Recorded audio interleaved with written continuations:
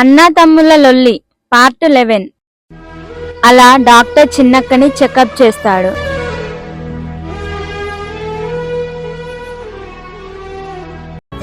Doctor, మా అమ్మకి ఏమైంది డాక్టర్?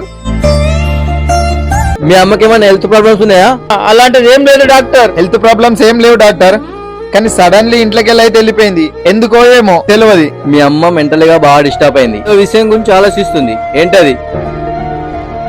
ఏం లేదు డాక్టర్, వీళ్ళిద్దరు అన్నదమ్ములు లొల్లి పెట్టుకున్నట్లు మా అమ్మ ఇంట్లోకి వెళ్ళిపోయింది.